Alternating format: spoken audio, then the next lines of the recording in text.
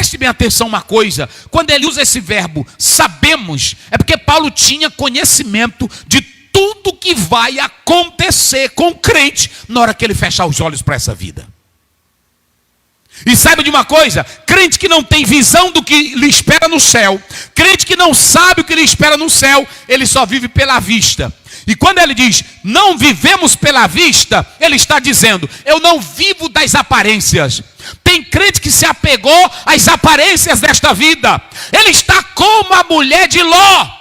É apaixonado pelo mundo, é apaixonado pela casa, é apaixonado pela glória desta vida, é apaixonado pela riqueza deste mundo. Tem crente aí que é tão apegado por este mundo, que perdeu o fervor de Deus, perdeu a alegria de viver, perdeu a alegria da igreja. Mas Paulo diz, nós não vivemos por vista, ou seja, pelas coisas que nos apresentam, pelas aparências.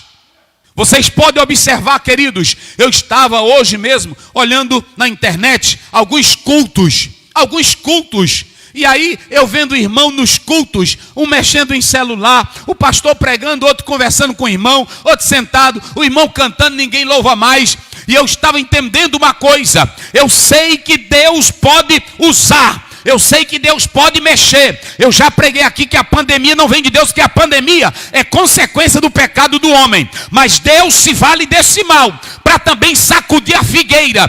Porque o que tem de crente vivendo só das aparências, e com aparência não são poucos. Crença de fachada, glória a Deus de fachada, aleluia de fachada, é pregando evangelho para ser rico, é pregando evangelho para ser famoso, é cantor que só vai cantar se der tanto, é pregador que só vai pregar se der tanto. Olha para cá, Deus quer homens e mulheres vivendo para Ele pela fé, e não por vista. Tem crente aí, eu só sirvo a Jesus se Ele me curar, eu só sirvo a Jesus se Ele abençoar a minha casa, eu só sirvo a Jesus se Ele abençoar. Olha para cá, a Bíblia diz em Hebreus 11, 33, 34 até 37, os quais por meio da fé foram cerrados ao meio, foram perseguidos, banidos, perderam os seus bens, mas não negaram a fé em Jesus Cristo. Se a tua vida se limitar apenas ao que você está apegadinho aí, você já se acabou. Já se acabou. Já se acabou. E Paulo começa aqui, olha, queridos, se tudo aqui se acabar, olha para cá, crente salvo, se tudo aqui se acabar, se tudo aqui se acabar, se acabar o carro, se acabar a casa, se acabar a fazenda, se tu se acabar nesse corpo mortal, mas se tu tens uma esperança, se tu tens a garantia do céu de glória, é só o virar da página. Oh, glória a Deus. É só o virar da página. É só o virar da página. A gente hoje, queridos pastores e irmãos que estão aqui, hoje a igreja é o pastor dizendo, vamos nos animar, meus irmãos, vamos nos alegrar, vamos servir a Deus. Se todo crente soubesse, como Paulo sabia, ele era alegre todo o tempo, ele era animado todo o tempo. Vocês podem observar aqui, que Paulo pregava em meio a cadeias, prisões, Paulo era acusado, Paulo passava noite, frios, perseguições, assaltos, rejeitado, caluniado, criticado, açoitado. Mas por que ele não desistia? Por que ele não dizia, hoje eu estou desanimado? Tem crente que é só com isso, eu estou desanimado, pastor, eu estou desanimado. Irmão, você vai à igreja? Não, estou desanimado, lá eu vi um negócio que eu não me agradei, o pastor pregou uma coisa, eu não gostei, e olha aqui, esse aqui era ataca, esse aqui era prisões, esse aqui era luta, esse aqui era aflições. Ele foi até decapitado por causa do evangelho. Mas se você analisar Paulo, ele olha para cima, e ele quando vê as lutas, ele quando vê os problemas, ele quando vê doença, ele quando vê morte, ele diz, meus irmãos, se esse corpo vem se acabar, se essa casca vier a se desfizer, se essa bainha vier a se acabar, não fiquem com medo, não fiquem medrosos, nós temos um edifício nos céus. Oh, glória a Deus. Aleluia. Oh, aleluia. Oh, aleluia. Oh, aleluia. Se teu corpo velho está cheio de ferida, meu irmão. Se tu tem aí uma doença velha no teu corpo. Se tem um tumor velho no teu corpo. Se a gente já orou e Jesus não te curou. Mas olha para o teu corpo agora e diz: se essa casa velha se acabar. Eita Deus. Se essa casa velha se acabar, eu vou para uma casa melhor. Oh, aleluia.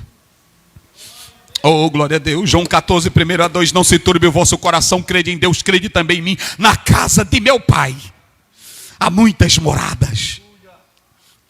Nós temos que entender isso aqui esta noite. Você precisa entender isso esta noite. Olha para mim aqui agora. Deixa eu dizer uma coisa. Sobre a questão da morte, você como cristão precisa entender isso.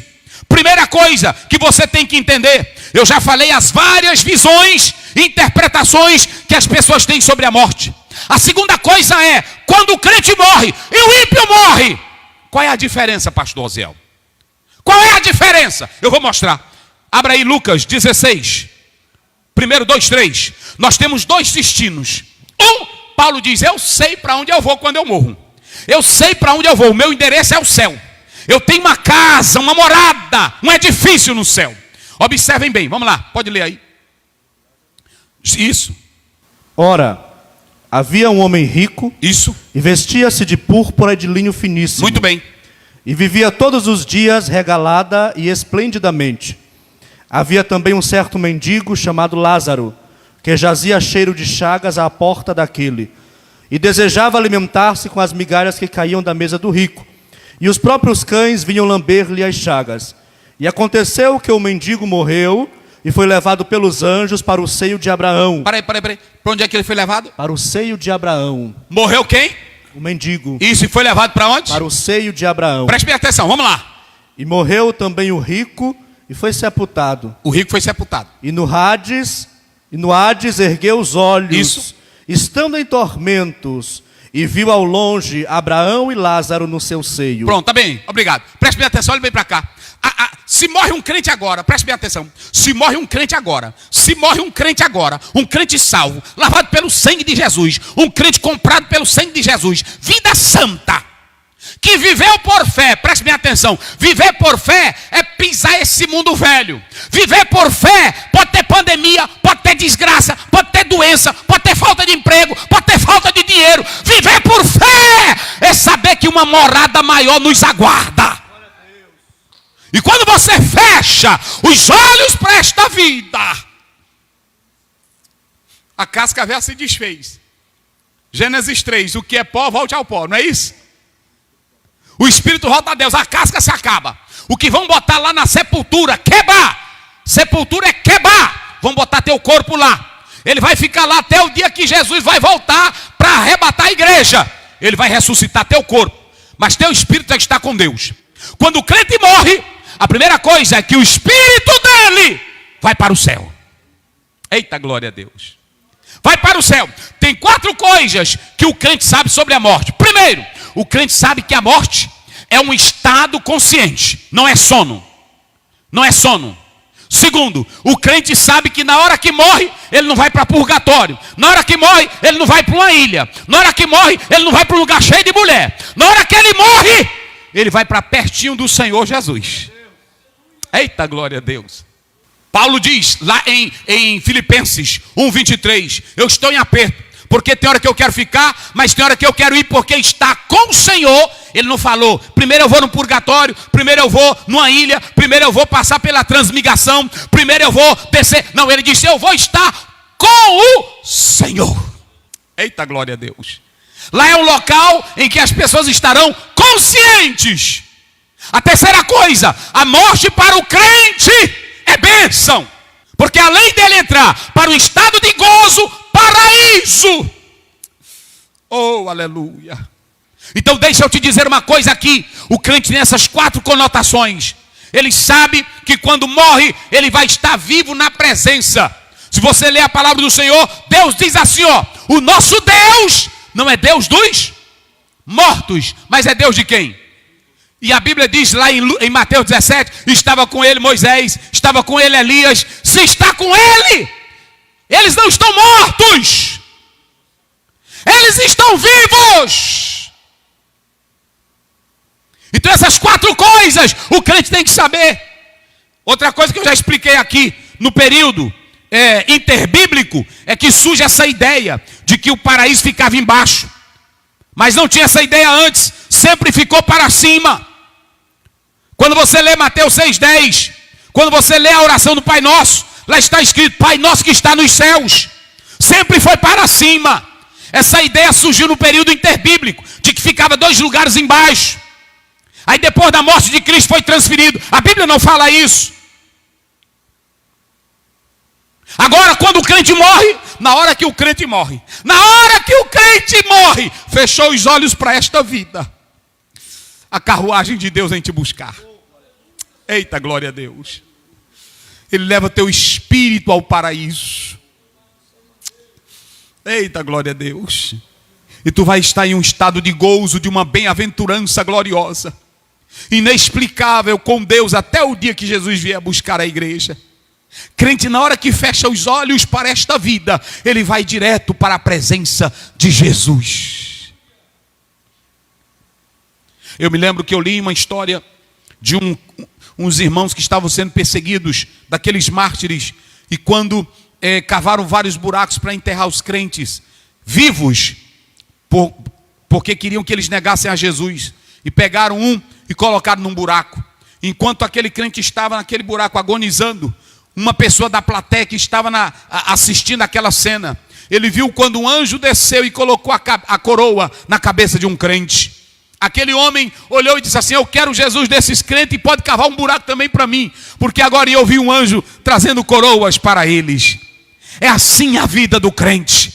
A Bíblia diz que na hora que ele morre, vem os anjos e leva o espírito para Deus. Agora, se morre o ímpio, desviado, sabe o que acontece? O corpo vai para a sepultura e a sua alma desce para o Hades, ou Sheol. São 2 palavras, uma é hebraica e outra é a grega. Habitação das almas dos mortos, que lá também estão conscientes que vão descer para o abismo sem Deus.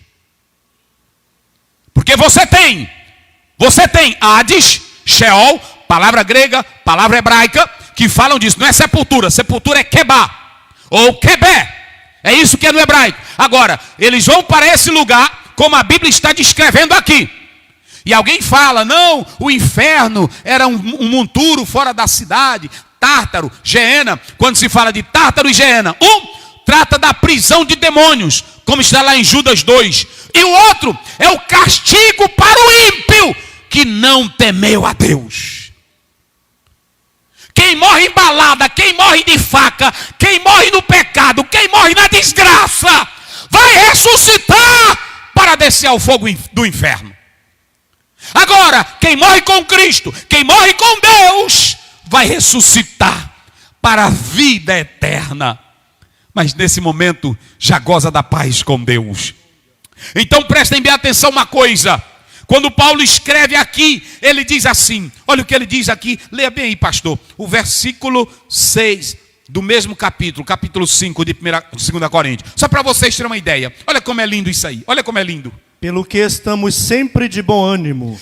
Como é que ele diz? Estamos sempre de bom ânimo. Agora vira para cá, para aí. Como é que ele está dizendo? Estamos sempre de bom ânimo. Como está de bom ânimo se tem perseguição? Como está de bom ânimo se tem pandemia? Como está de bom ânimo se a vida aqui, ela tem problemas? Quantos não estão pensando aí, como é que vai ser a igreja após pandemia? Como é que vai ser a igreja depois dessa crise? E esse homem aqui morreu com crise. Morreu na crise. Em 2 Timóteo 4, 7, 8, Paulo diz: eu combati o bom combate, acabei a carreira e guardei a fé. Agora o que me aguarda é a coroa da justiça, a qual o justo juiz me dará naquele dia. Não somente a mim, mas a tantos quanto amam. Olhem para cá, como é que Paulo, no meio de tanta luta, de tanta perseguição, gemendo, ele diz gemendo nesse corpo. Nesse corpo nosso aqui sentimos cansaço, sentimos doenças, sentimos tristeza, sentimos opressão, depressão. E como é que ele diz que está sempre animado? Hoje tem crente que tem uma gripezinha, aí ele já diz assim: eu estou desanimado, irmão, Jesus não me curou. Tem crente que o comércio fecha, tem uma crise. Ele diz, meu irmão, não sei. Jesus não está olhando para mim. Eu sou tão dizimista, eu sou tão fiel. E ele não está olhando para mim. Hoje tem irmão que passa uma prova. Meu Deus, eu estou desanimado, que as coisas não estão dando certo para mim. E como é que esse Paulo, tu talvez nunca passou o que esse homem passou. E no meio dessa prova toda, ele diz assim, como é que ele diz? Olha como é que ele diz. Porque estamos sempre de bom ânimo. Eita, olha, vira para cá. Estamos sempre de quê? De bom ânimo. Olha, vire aí para o teu marido e pergunta, meu bem, tu estás de bom ânimo? Pergunte para o teu filho, tu estás de bom ânimo? Pergunta para a tua mulher, como é que Paulo estava de bom ânimo, pastor Zé? Olha para mim aqui, crente salvo, como é que podemos estar de bom ânimo? Tem irmão que está me dizendo, pastor, agora um obreiro me ligou, pastor Zé, eu estou com medo, é porque a igreja está cheia de crente que está com a mente perturbada, diante dessa crise. Pois eu não sei mais, meus irmãos, eu não sei mais o que nós vamos fazer, porque deixa eu dizer uma coisa, Paulo no meio de uma luta dessa, de uma problemática dessa, de uma luta, de um gemido, de perseguição, de calúnia, de açoites, de provas, e ele sabia que até ia ser morto, ele estava na prisão para ser decapitado. Esse homem escreve dizendo, eu estou sempre de bom ânimo. Ei, morreu gente aí na tua casa, morreu teu pai, morreu tua mãe, tu estás triste. Ei, pastor, morreu tua esposa, morreu teu filho, olha para cá, só um pouquinho de tempo, a página vai já virar, a página vai virar, e sabe o que é que ele diz? E eu estou sempre animado. Sabe por que ele diz que está sempre animado? Primeiro, ele tem o Espírito Santo na vida dele como garantia. Segundo, ele não olha para o mundo com os olhos naturais, ele olha com os olhos da fé. Se tu olhar para esse mundo com os olhos naturais, tu sempre vai estar desanimado. Se tu olhares para esse mundo com os olhos carnais, você sempre vai estar triste, chorando, com depressão, pelos cantos da casa, choramingando. Agora, se tu tiveres o Espírito de Deus